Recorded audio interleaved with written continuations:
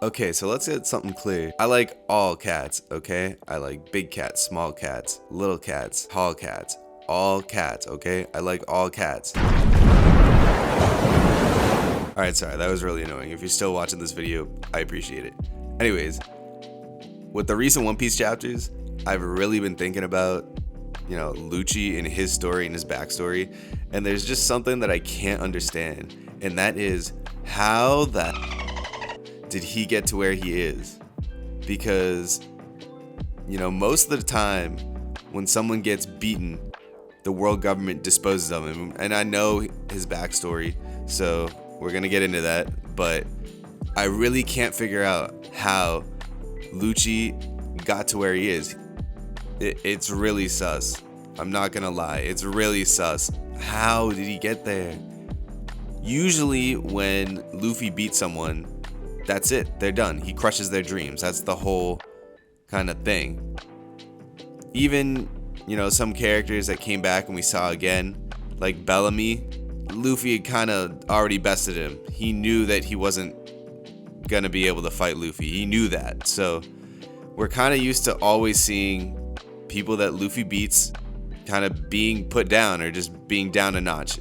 And I get that with the current chapters, it looks like Lucci basically can't touch Luffy, or at least isn't on his level still. But I'm talking more about the rank and position that Lucci has. And obviously he's gotten stronger, he's going to train, and to get to where he is, he needed to get stronger, and he did. But I'm not even talking about that. How did he come back from being blamed for the whole Enies Lobby situation and basically being hunted by the government, and then being accepted to then promoted to like CP0, like the head of that, which is basically a direct extension of the Celestial Dragons? Like, that's crazy. How did he do that? Sorry for that. That's the Zaza, not COVID. But anyways, moving on. So there's a lot of different ways and a lot of different things that could have happened. And maybe we'll get a second backstory for Lucci, and then we'll figure out, what actually happened and how he rose back to power. There's a lot of things that could have happened or could happen. And if you have any cool ideas, definitely let me know in the comments. And I gotta plug the channel too. But my theory is, I think he has something on the world government. He has to know something. The reason that they put him there is because he must know something. He's always been strong and he's always been loyal, so it's not like they can't trust him. He's been trusted. He's just been defeated, and that kind of was his downfall. And the other thing too is Spondum's kind of, he's been defeated and he's not coming back, and he's just been, probably cast aside by the world government, to be honest. But I definitely think that Rob Lucci has some dirt. He's got to, or else why would they keep him around? And the only reason I say this is, thinking back to Wano and Who's Who, and the world government definitely knew the magnitude of what would happen if they lost the Gomu Gomu no Mi. They got rid of him and they imprisoned him. It really doesn't make sense that for Rob Lucci to lose to Luffy and then still be able to work in such a high trusted position is a little bit interesting. And I mean, think about it. Who's Who was, carrying a task to carry a very important thing for the world government. So it's not like he was just some guy for them either.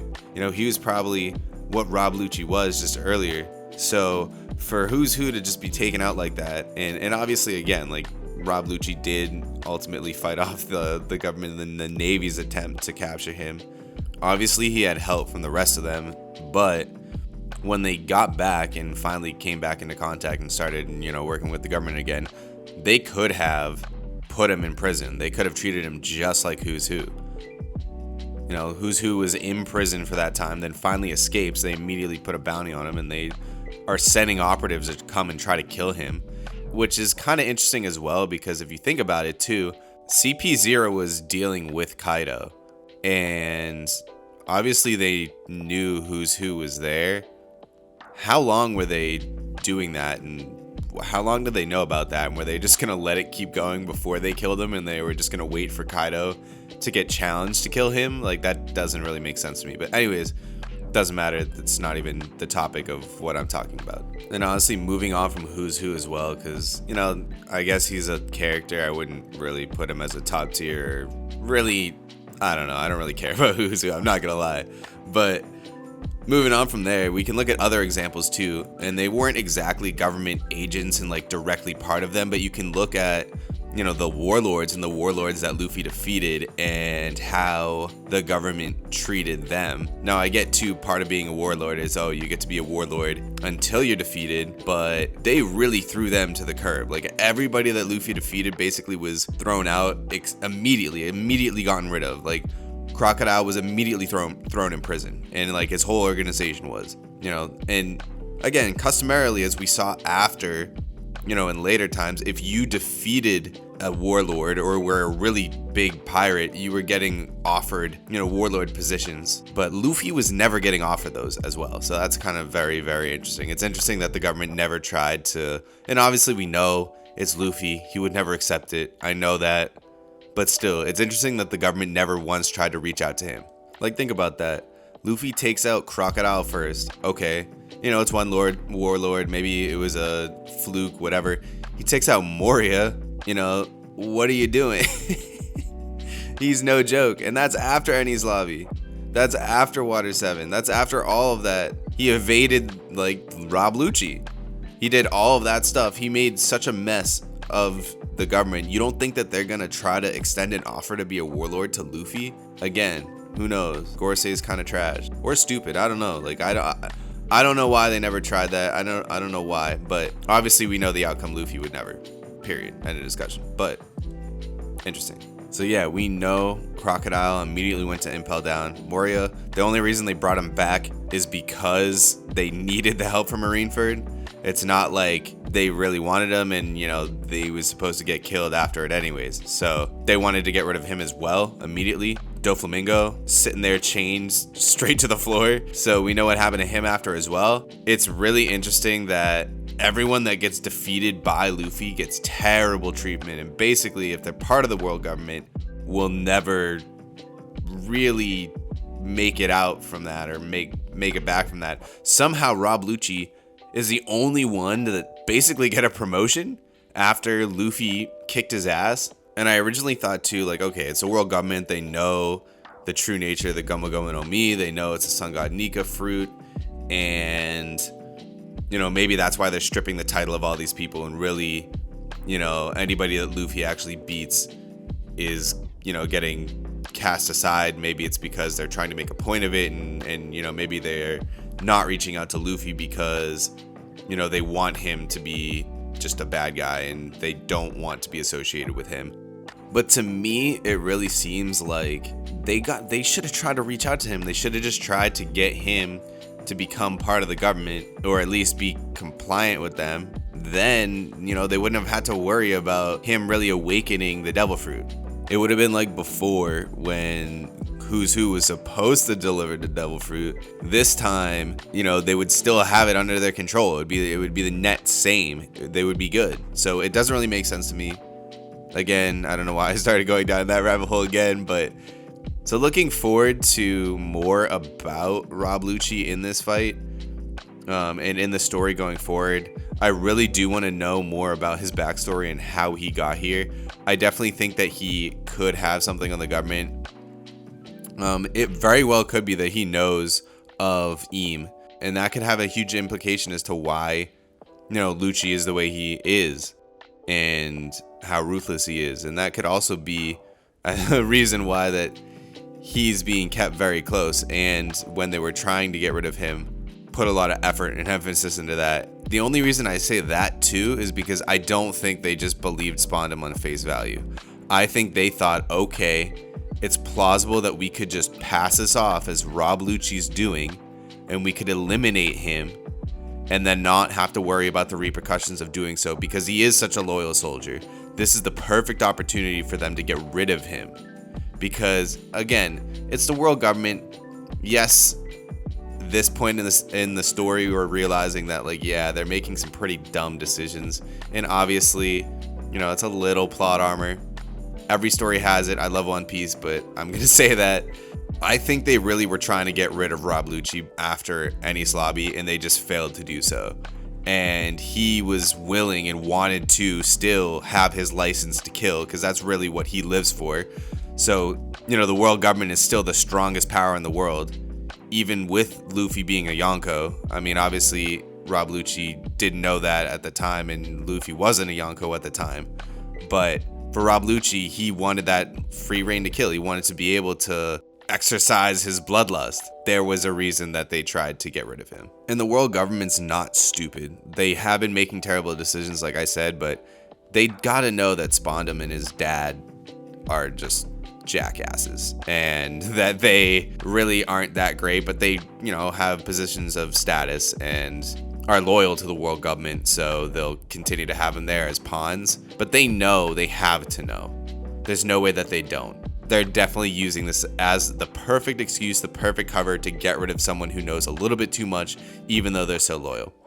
And now that he's back with the government, they're keeping him as close as they possibly can, because he's basically a direct arm and link to them. And one crazy thing too is, as far as I know, he's not like a mythical Zoan or anything for his devil fruit. So for him to get to the point where he's at, he's got to be crazy strong. And I know that he could be getting no diffed by Luffy right now in the manga, but he is still very, very powerful and very strong. One thing that I'm interested about with Rob Lucci and his character is to see if he has Conqueror's Haki, because obviously if he doesn't, he basically has no chance of defeating Luffy, as we saw with the Kaido fight and just the levels of Haki that Luffy can achieve and reach. And if Rob Lucci can't even split the sky with him, then he has no chance. I guess one thing that I was really interested in, and I'm hoping that we can start a discussion and maybe we can create a follow-up video with a community discussion on this, is Conqueror's Haki and how one gets that. Because one interesting trend that I see in Conqueror's Haki is that I think most of the people that have, if not all of the people that we know are confirmed to have Conqueror's Haki, basically hate the world government, or at least don't like how the world government is. And I don't know all of them off the top of my head. Give me like a second. I'm actually going to pause and go Google this and look up all the Conqueror's Haki users. All right, yeah, so I just got back from Googling the confirmed Conqueror's Haki users. And yeah, it's Shanks, Luffy, Rayleigh, Boa, Dofi, Chinchou, Big Mom, Katakuri, Kid.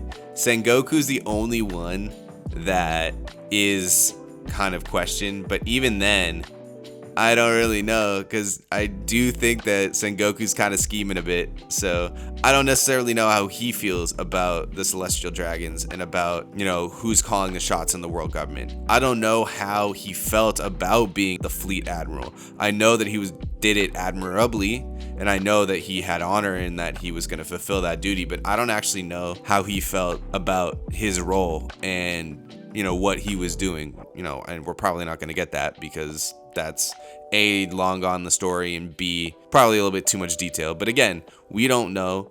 We'll definitely learn more about Sengoku and his role within the government. We'll probably not learn about how he felt about it previously. Maybe we will, I don't know.